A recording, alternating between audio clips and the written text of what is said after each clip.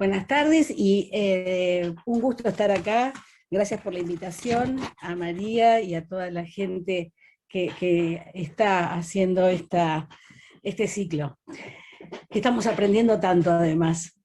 Bueno, yo antes de empezar a hablar de la necrópolis de Azul, siempre me gusta hacer una pequeña referencia de por qué nos dedicamos a los cementerios y desde cuándo podemos considerar este tipo de lugares. Y tiene que ver un poco con el lenguaje simbólico de lo que es la trascendencia. Nosotros, como paso hacia lo que somos, hacia la humanización, no la hominización, que serían los aspectos biológicos, siempre estamos hablando que los primeros los vamos a encontrar hace 100.000 años en esa antigua Yanidar, en Irán, en lo que es el Kurdistán, que encontraron restos de polen alrededor de los cuerpos. Y los cuerpos habían sido acumulados intencionalmente. Entonces estamos hablando que el tema de la trascendencia y lo que nos hace humanos está en esto. Está en buscar algún motivo, algo de fuera de lo que va a ser entonces el devenir de la vida, qué es lo que ocurre después. Bueno, diciendo esto que es un poco como quería comenzar, hoy nos vamos a dedicar entonces a lo que son las necrópolis de Azul y los lugares de entierro que hubo en Azul. Como hablaba recién, no siempre fueron los mismos los lugares de entierro. Nosotros desde el Museo Etnográfico, y me gustaba comentarles esto, y Archivo Histórico Enrique Esquirru, que en realidad pertenecemos a un complejo cultural más grande, que es el Complejo Cultural Bartolomé J. Ronco, el cual el año que viene uno de sus dependencias, que es la biblioteca, cumple 130 años. Trabajamos continuamente con varias actividades. Dentro de estas actividades, lo que tenemos son las visitas guiadas con historia. Y estas visitas guiadas con historia, en realidad es un programa que lo vamos ajustando y actualizando continuamente. El propósito o el objetivo que tenemos es en realidad valorizar y conocer la historia local y regional a partir de ¿qué? Del patrimonio que tenemos. El patrimonio ya sea tangible e intangible. ¿Y por qué cementerios? Y nosotros encontramos en el cementerio un lugar único en lo que va a ser, pero único en su contenido. ¿Sí? ¿Por qué? Porque ahí se pueden ver casi todas las páginas de la historia como encriptadas, como resguardadas. ¿Sí? Y por ser además un lugar donde no hay movilidad, no hay tanta movilidad edilicia como en el resto de la ciudad, y esto también nos permite que toda la parte identitaria de un lugar quede plasmada ahí, ¿sí? Y entonces nos permite hacer una reconstrucción, que es lo que queremos hacer nosotros, a nivel histórico-social, pero de una forma integral y compleja. Entonces, ¿por qué compleja? Es toda la complejidad que va a tener cada uno de los lugares donde se va a sentar la gente, donde va a haber un pueblo, una ciudad, ¿sí?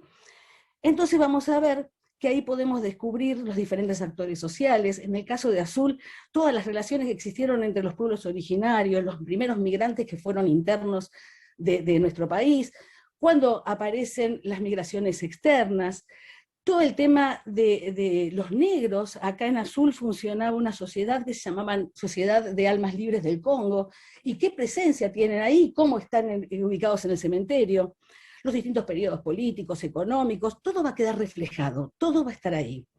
Entonces lo que planteamos fueron 5 ejes, que son estos que están viendo acá, y no es que siempre que hacemos una visita guiada se van a trabajar estos 5 ejes. A veces es por petición de unos sí y otros no. Hay gente que quiere hablar de familias y personajes azuleños, otros que quieren hablar de simbología, y hacemos ese tipo de visita más personalizada, pero los ejes que nosotros planteamos siempre van a ser la historia de los diferentes lugares de entierro, la cronología, ¿sí?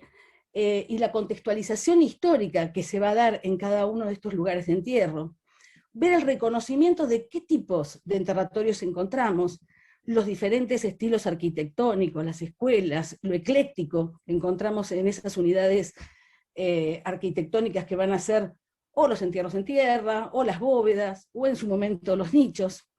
El sistema de creencias, y este sistema de creencias para nosotros es súper importante verlo dentro de lo que es esa iconografía y la iconología, ver la simbología, el significado, y también lo tenemos presente.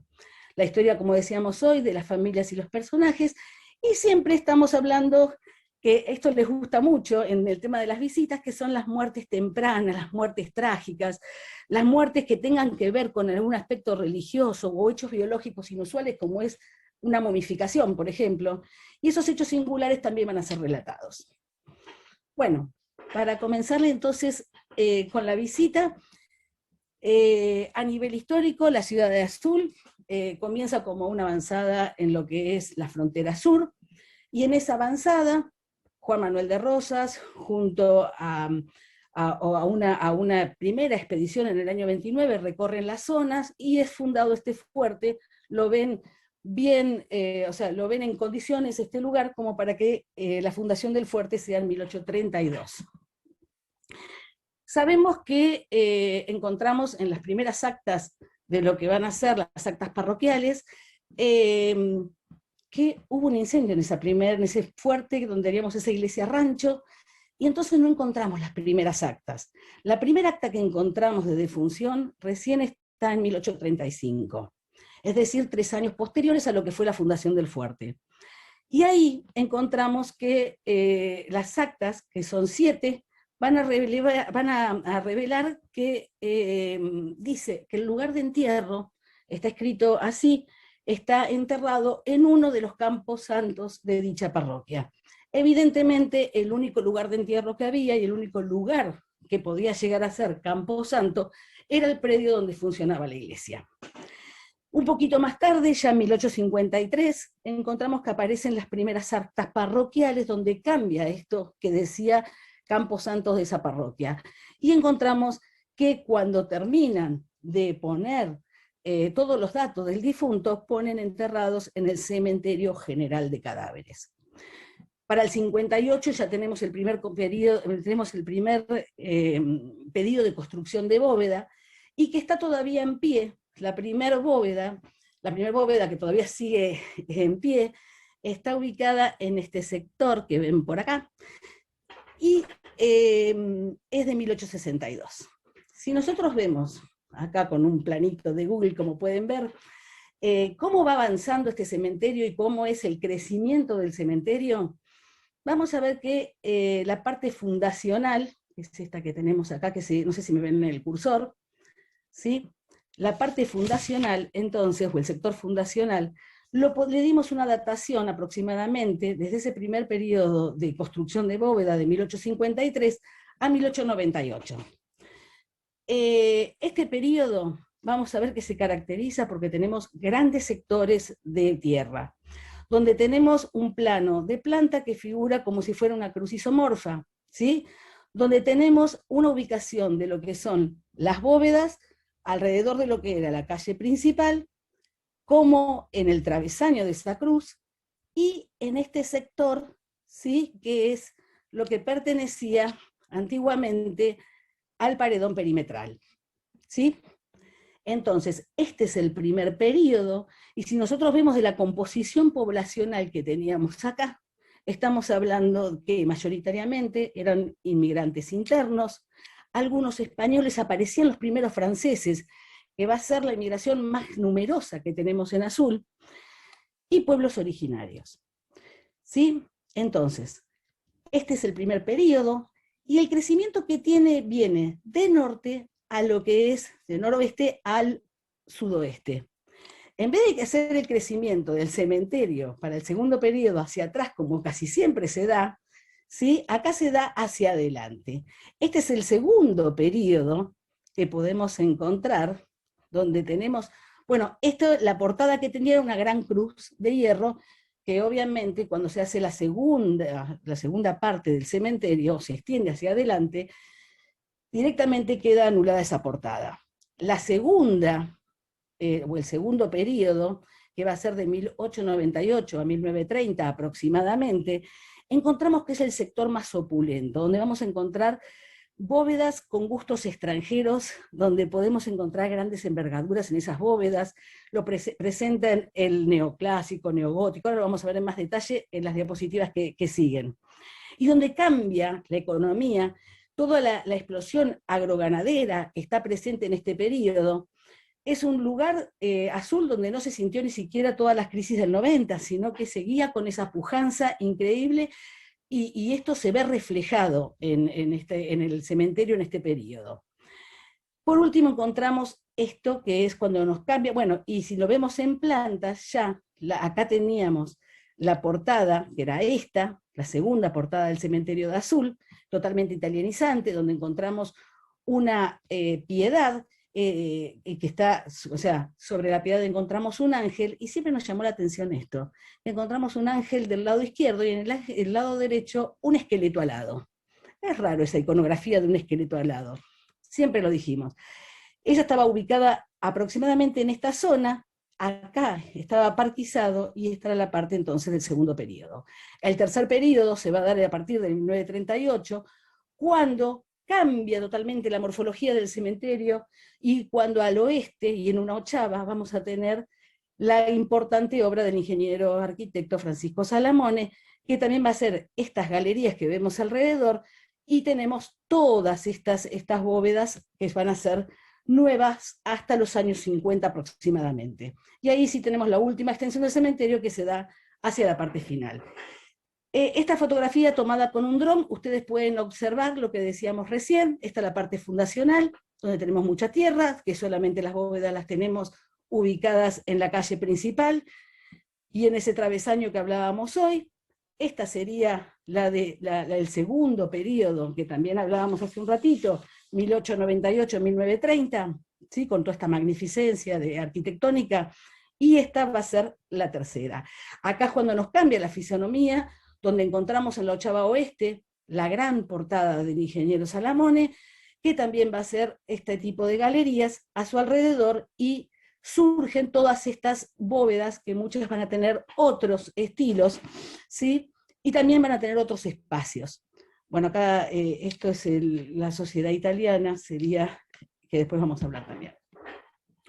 Si nos observamos cada uno de estos periodos, y nosotros podemos ver cuáles son las bóvedas que tenemos, y la parte de tierra, observen que la calle es bastante ancha, ¿sí? Tenemos en lo que es esa avenida principal, lo que se llama piedra martelinada, ¿sí? De esas lajas, y vemos que van a tener buenos materiales las bóvedas. Por ejemplo, esta que tenemos acá, encontramos que está totalmente revestida en mármol de Carrara, ¿sí?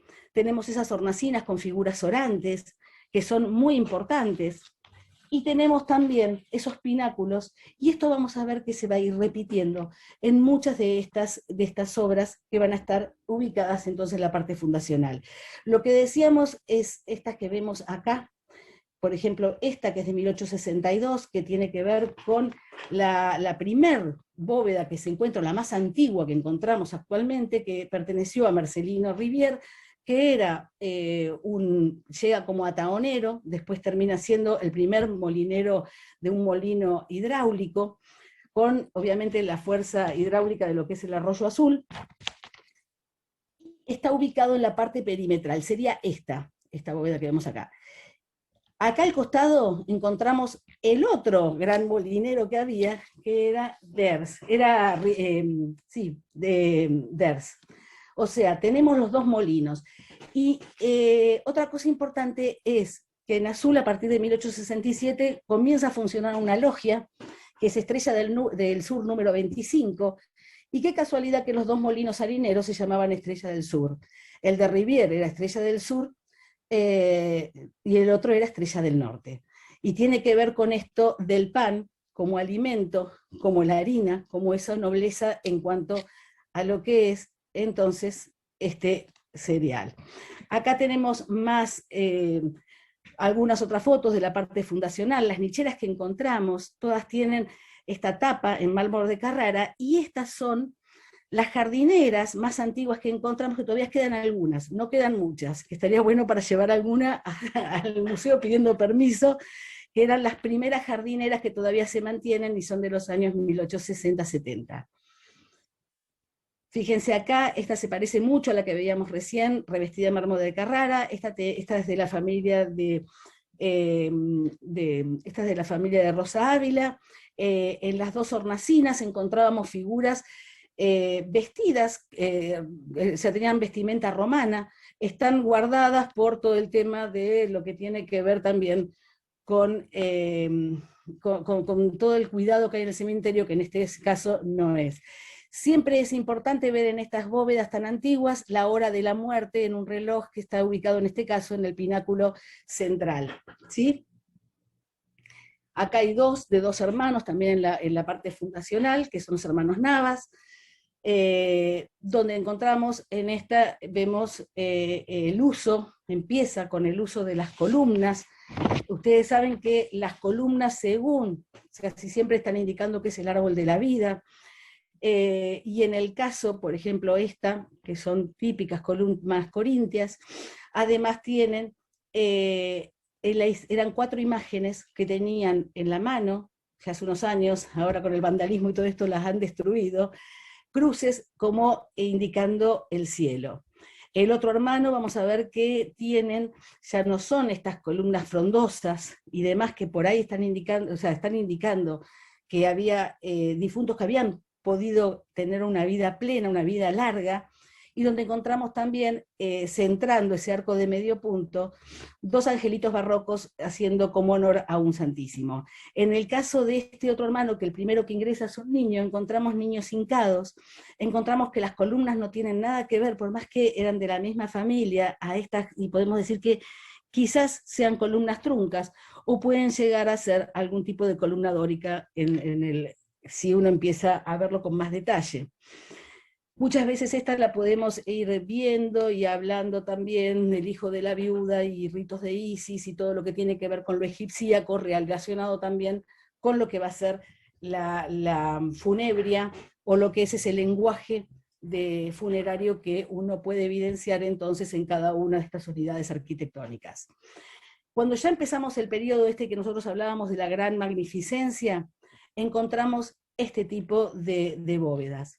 Fíjense que ahora los estilos son totalmente diferentes, encontramos lo neoclásico, está todo mezclado, pero está todo en ese sector. Neoclásico, neorrománico, neogótico, el art déco, colonial, algo de romanticismo italiano, y algunas que el eclecticismo lo va a unir para ver absolutamente todo estas unidades con todos esos estilos. Pero además de esos estilos tenemos ese lenguaje funerario que está presente. ¿Y dónde lo vemos presente? Lo vemos presente en esas antorchas. Las antorchas, cada vez que ustedes vean una antorcha como esta, por ejemplo, que se dirige hacia abajo el fuego, fíjense que las leyes físicas no permitirían esto, se iría el fuego para arriba, ¿cierto? Estamos hablando, en realidad, de determinada simbología, ¿sí? Que nos están indicando. Quizás en el caso de las antorchas, como que guían el tránsito, entonces, de los espíritus a las otras vidas. Y representa siempre, que sea fuego, que sea agua, purificación. En este caso, vemos que es la purificación y la iluminación de los que quedamos, porque los que ya trascendieron ya están en la luz. ¿Sí? A ver, que no puedo seguir. Acá. Hay otras bóvedas como esta que vemos de Ergui Señora, hoy se la han donado hace muy poco a la curia, por eso es que la gente no puede hacer ningún tipo de arreglo en esta bóveda, donde vemos que tiene muchísima simbología, muchísima iconografía presente, desde las clepsidras aladas, desde estas que le dicen dormidera, o la flor de la amapola, las antorchas hacia abajo, las flores de acanto, o sea, tenemos un lenguaje muy complejo. Sin embargo, no es de un arquitecto de acá, sino que son bóvedas que se compraban por catálogo. Hemos visto una bóveda gemela de estas en el cementerio acá de Las Flores. Entonces, muchas veces indicar o hablar de lo que puede llegar a ser, no sé, una sociedad secreta, lo hermético y demás, está como más alejado de la familia que la requiere, que quizás son por los gustos que tienen en ese momento, o el arquitecto o el quien se está vendiendo esa bóveda. Y también es importante reconocer esto. Ángeles también vamos a encontrar, usos de cúpulas continuamente. Fíjense estas que son de una familia muy conocida acá en Azul, que sería la familia Piazza, la cual tenían muchas empresas, desde jabonería, cervecería, tenían lo que era almacén de cueros y demás, Y que vemos también una simbología, como hablábamos, las antorchas. Fíjense la cantidad de antorchas que tiene esta puerta, la cual fue pedida a Buenos Aires. O sea, acá no había broncerías que podrían llegar a hacer este tipo de trabajo, ¿sí?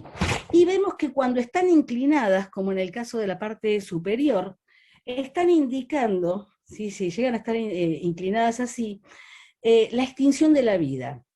Y si además de estar inclinadas, están atadas, entonces estamos hablando de que sería una bóveda quizás masónica, o una simbología quizás masónica, donde está también representando la hermandad. Estos símbolos que lo van a encontrar continuamente en el cementerio, que son los alfas y omegas, serían el principio y el fin, ¿sí? Que se junta en lo que van a ser el cristianismo, en la figura de Cristo como principio y fin. Y todo lo que tienen arriba, que también se va a ver representado y está asiduamente repetido, van a ser esas lámparas votivas.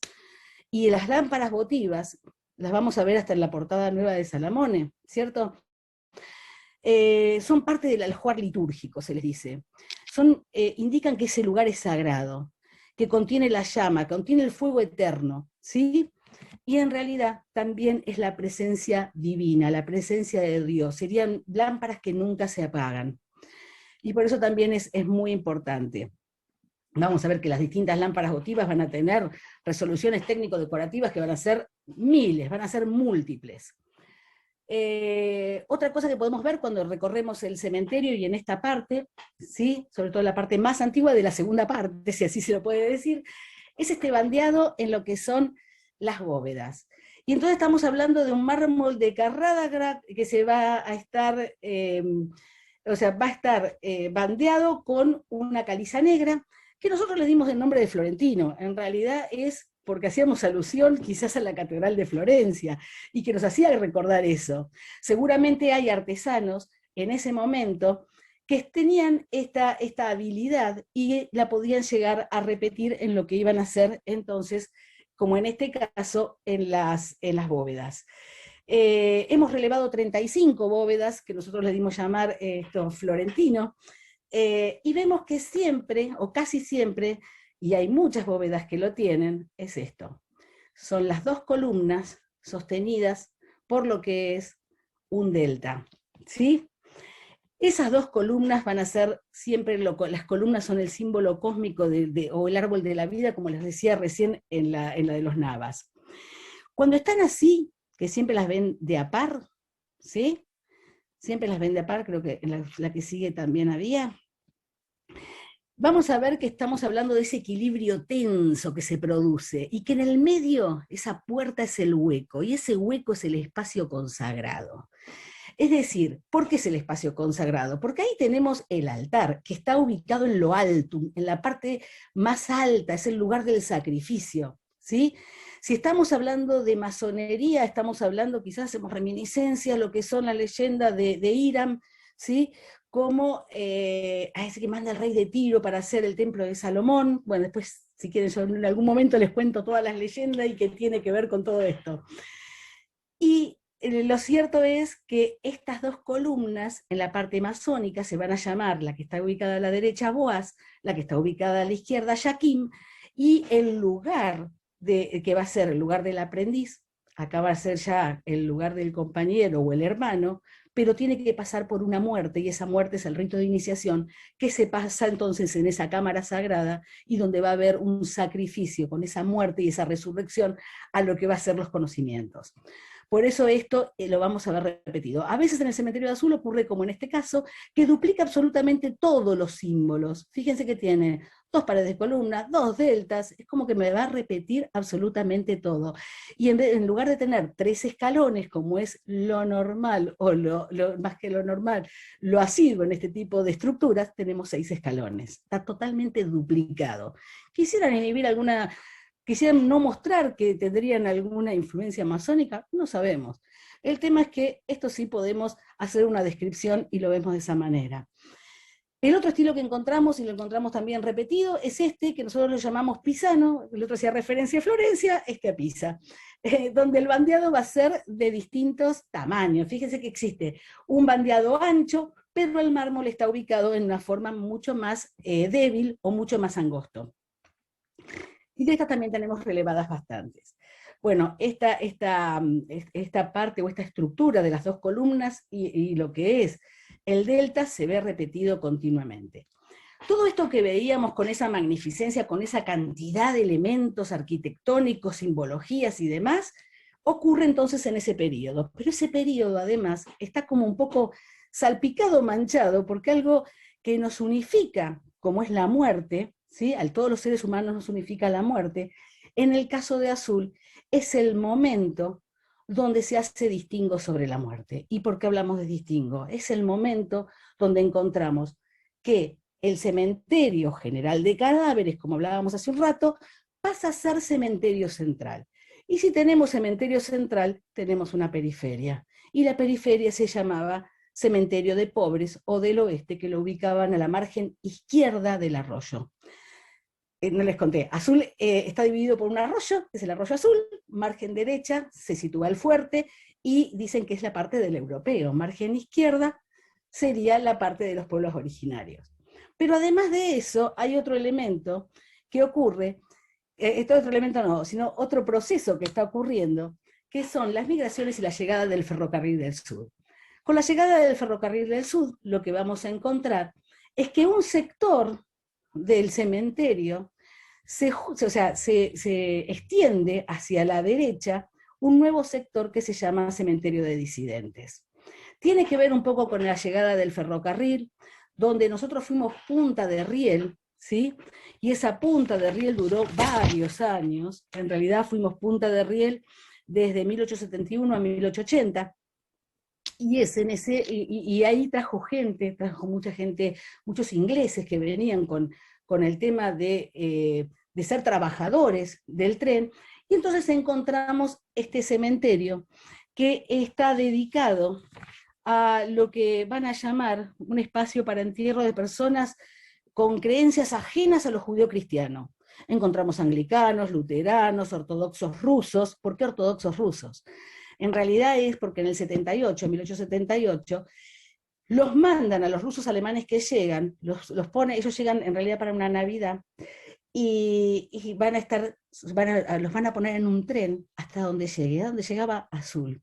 Entonces, la colonia madre de los rusos alemanes está ubicada a unos kilómetros de acá de Azul, que sería Colonia Hinojo, y sus ritos lo hacían acá en Azul y sus entierros los hacían en Azul, porque ellos siguieron caminando un poco más y fundaron su primera colonia. Por eso es que encontramos estas lápidas escritas en el idioma de origen, que va a ser inglés. También encontramos alguna en cirílico, y encontramos también lápidas que tienen que ver con la masonería, donde ya ni se esconden los símbolos, ni tenemos que estar diciendo muchos manejos para encontrarlos. Por ejemplo, esta, donde directamente la logia, Eureka Logia número 106, le dedica o le erige esta piedra, como dice ahí, a esta persona, a Francis Fletcher, que en realidad vemos que toda la parte de ese hermetismo que había y demás, acá no está presente en el de disidentes. Y lo estamos viendo, eso también se ve y se observa continuamente. Lo que yo le estaba hablando, que el mismo periodo ese de las bóvedas, es el periodo que empezamos con el cementerio de disidentes, también es el momento que vamos a encontrar el cementerio del oeste o de pobres. En 1856, nos vamos un poquito más lejos, este señor que ven acá, que se llama Manuel Escalada, que era, para ubicarlos, el hermano de Remedios, el cuñado de San Martín, viene como jefe de campaña y compra con su dinero las tierras que están ubicadas donde estaban los pueblos originarios, y llama Villa Fidelidad porque ahí iban a vivir los indios fieles al Ejército Nacional. ¿Qué pasa? Fíjense que le hacen un planeamiento urbanístico totalmente europeo, con una plaza, calles, manzanas con cuatro espacios que se iba dividiendo. Sin embargo, esto nunca se cumplimentó bien, porque el espacio y el manejo del espacio del pueblo originario es totalmente diferente a lo que se veía. Al principio los muertos los enterraban directamente cerca de lo que se llamó Villa Fidelidad. Después fueron enterrados en el cementerio general de cadáveres, pero a partir también de 1880 y pico, no tenemos ese pico, aparece este cementerio que, como decían y como dicen los documentos, que a veces nos da cosas cuando uno lee ese tipo de documentación, hablan que es un cementerio que se consideraba para inferiores, infieles, pobres de solemnidad, pardos y algunos criollos. Y este cementerio, ¿sí?, funcionó hasta los años 50. Acá están las dependencias donde teníamos una sala de autopsias, una sala de velatorios y había un pequeño oratorio. Esto estaba levantado hasta hace no más de 8 años, ahora se ha tirado abajo. Lo importante es que si bien se van a unificar todos los cementerios, hoy estaban hablando ustedes hace un ratito de los traslados.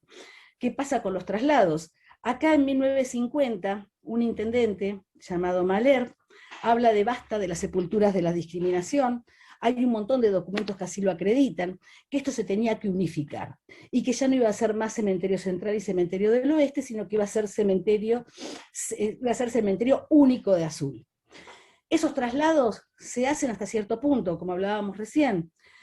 Llega un momento, igual acá justo es en el año 50, le dieron 5 años para hacer los traslados, la gente venían con bicicletas y traían los restos, los dejaban en la puerta del cementerio, el que no conseguía a alguien que tuviera una bóveda o algo para dejarlos, pero eran los que tenían deudos. El resto no pudo trasladarlo. El municipio hizo un intento de traslado y hizo esto que ven acá arriba, hacia la derecha, que es un osario común para la gente del cementerio del oeste.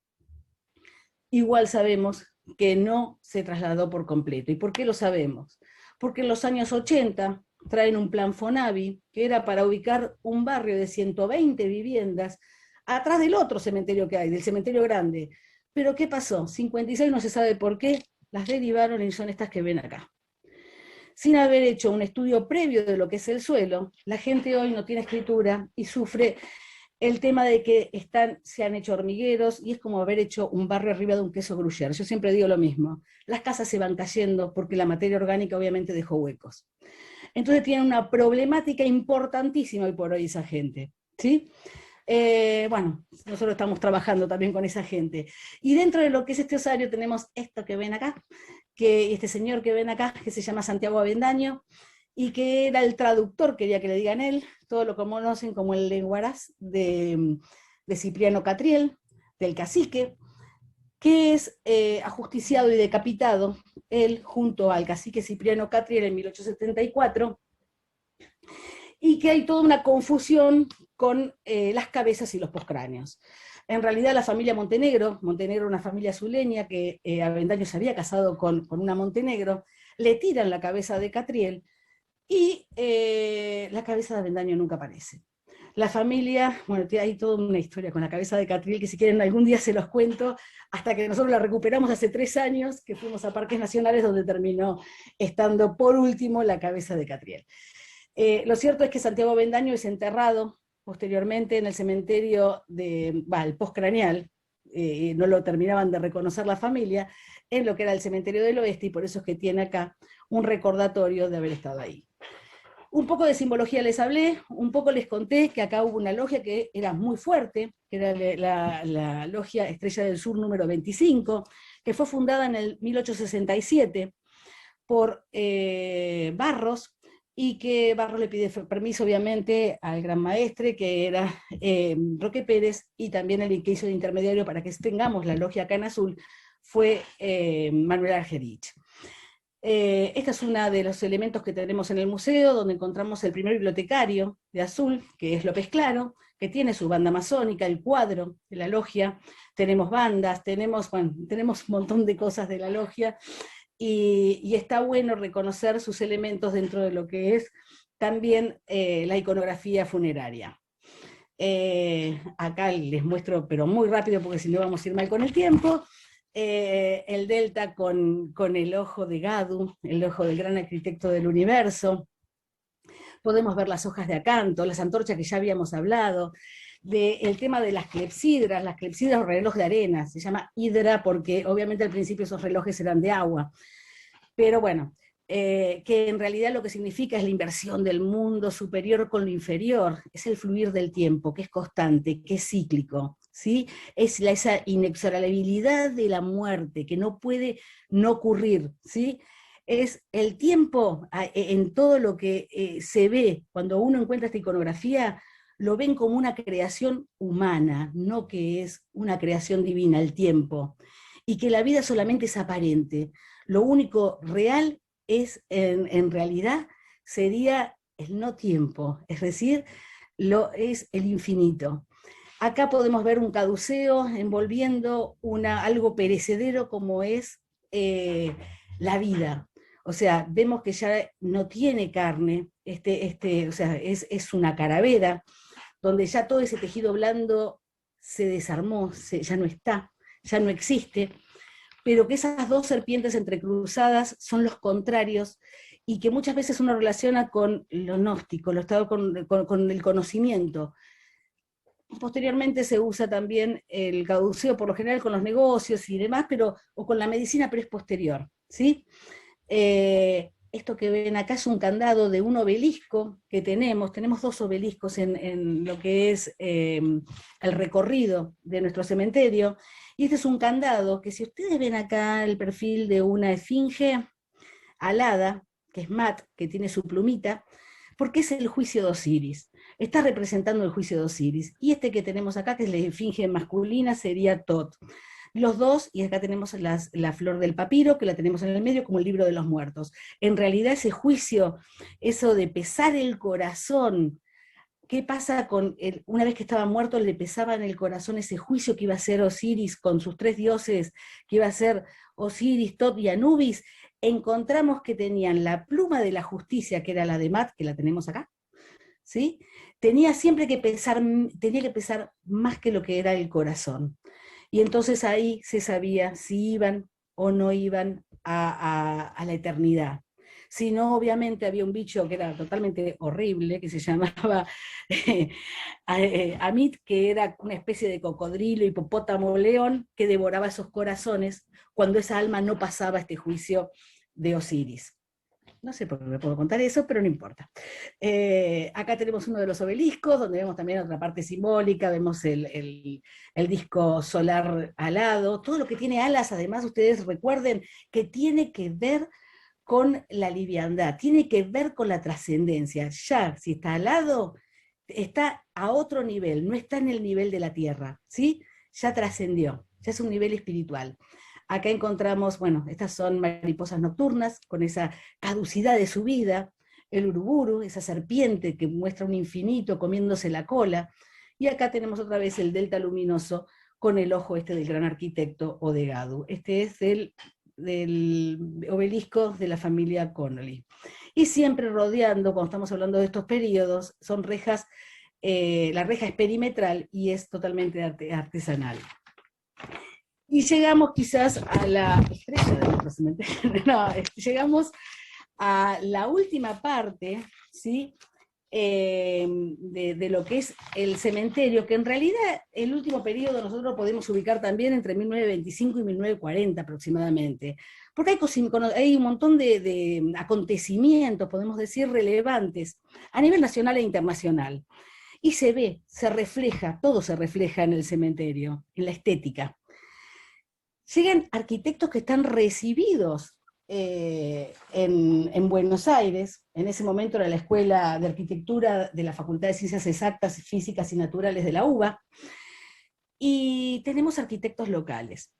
Vienen con toda una influencia nueva, como una refrescada de todo eso, y totalmente influenciados por aquella vieja exposición universal de París del 900, el Art Deco, la Escuela de la Bauhaus, vienen muy, y sobre todo los descubrimientos arqueológicos en Egipto, el tema de que en el 22 Carter había descubierto en el Valle de los Reyes a la tumba de Tutankamón, y ahí habla también un lenguaje nuevo, aparece, con sistemas constructivos nuevos, monumentalidad, otras perspectivas, grandes bloques, la solidez era la estrella, ¿sí?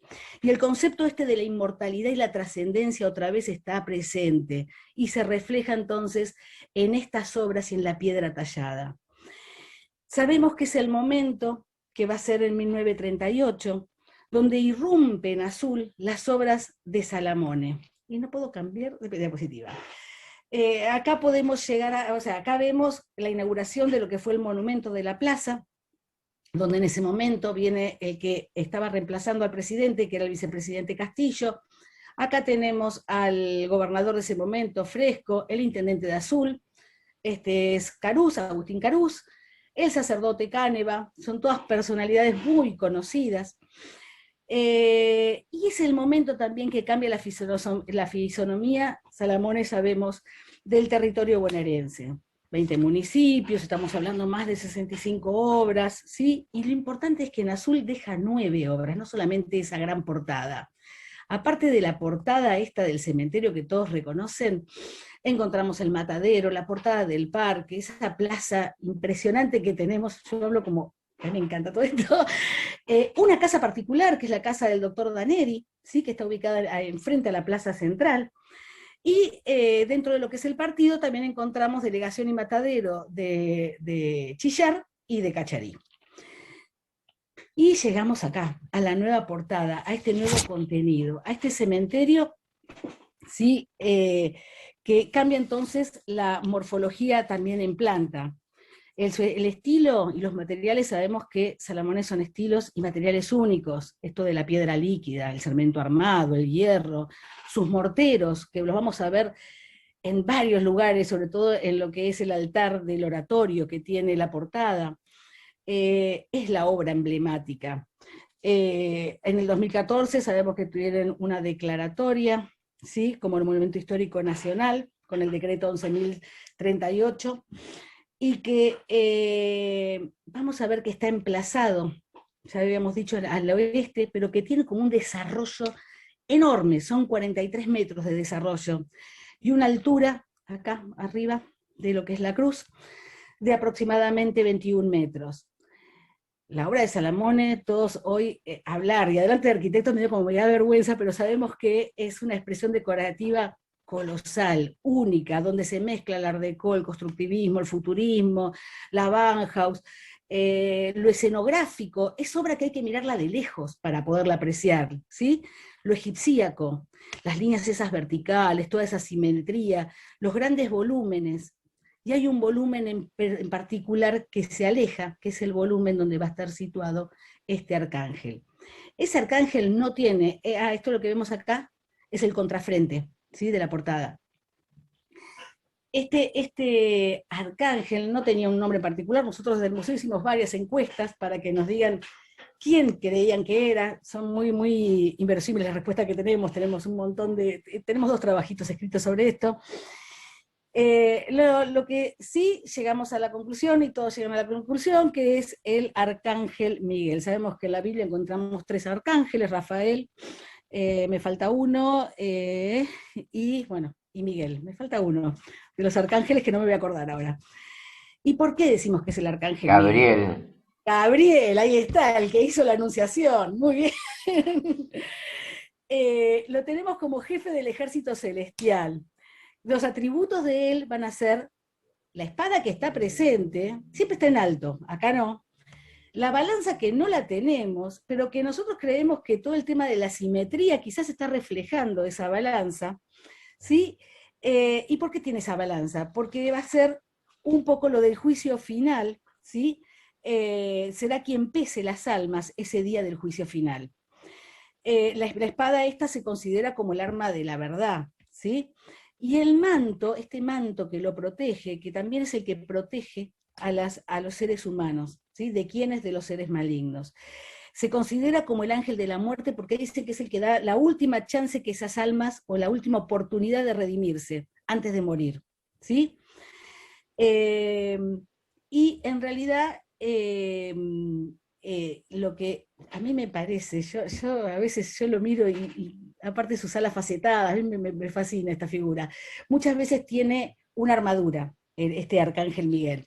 Acá no le vemos la armadura, pero no sabemos si esto no son guantes de armadura, o si nosotros le sacamos la parte cefálica, si no tengo dibujado un sarcófago también. no sé, son muchas cosas que sí, hace años se me vienen ocurriendo de toda esta imagen, pero bueno, se quedan solamente en hipótesis.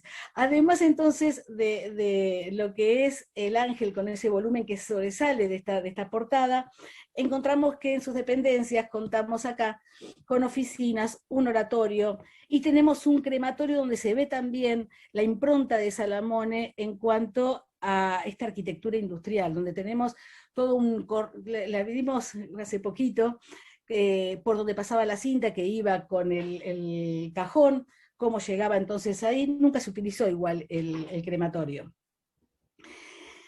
Y lo que hablábamos de toda esta parte nueva que se desarrolla hacia adelante, que van a estar realizando sobre todo el Art Deco. Este es uno de los arquitectos azuleños más conocidos y el que más obras tiene, que es el arquitecto Blas Ders, que se recibe en el 15 y empieza a hacer su primera obra, se ve en el 21, en el cementerio, y ahí y posteriormente también en la ciudad. Si uno observa todas las bóvedas que él hace, casi todas son de la familia. En este caso, esta es de Campagnoli La Fontaine, donde vemos obras de arte. Fíjense que acá tenemos una obra o un sobrerelieve de Alfredo Bigatti. El título de esa obra es Ánima Doliente. Y hay otra cosa particular que hace Ders, que por más que cambie de socio, que vamos a ver que tiene varias firmas, que son los vitrales monócromos, como esta figura llamando al silencio.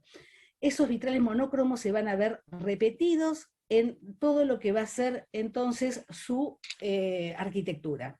Acá tenemos a algunos de los arquitectos, que es otra particularidad. En otros pueblos de la provincia no ocurre, pero acá sí, que hay arquitectos recibidos desde 1912 y que son los que se llaman a hacer todo este tipo de obras. No vienen de afuera, porque por lo general eran constructores. Acá tenemos arquitectos y eso está bueno. Y se ve reflejado, fíjense, en cada una de estas unidades arquitectónicas. Para mí son una maravilla todo esto. Acá tienen los vitrales monócromos.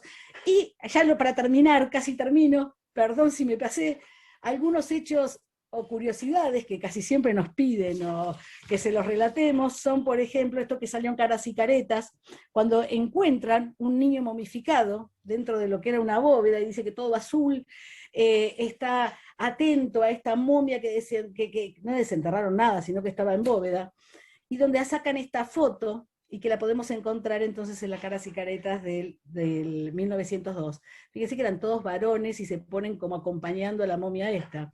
También tenemos el honor raro de tener el primer asesino serial de Argentina, que es este señor con esta cara extraña, que es Mateo Banks, el cual mata a sus familiares por un tema económico de juego y demás, que termina en lo que es la cárcel del fin del mundo, en Ushuaia, y que encontramos al matar toda su familia y 2 empleados rurales, que solamente son entierros, o sea, son enterratorios muy simples con esa reja artesanal porque se habían quedado sin deudos porque el único deudo era el que los había matado. Tenemos también el caso de esta que es Aurorita Martínez, que es una niña que anuncia su muerte, la que se considera acá como una santa popular, y el cementerio tiene también una parte que se llama limbo, donde están los niños que no eran bautizados o que morían antes de ser bautizados, y Aurorita está como presidiendo ese lugar. Está la tumbita esta de Aurorita Martínez, que muere a los 9 años, y atrás de ella están todas las tumbitas de todos los niños en ese limbo que todavía tiene azul.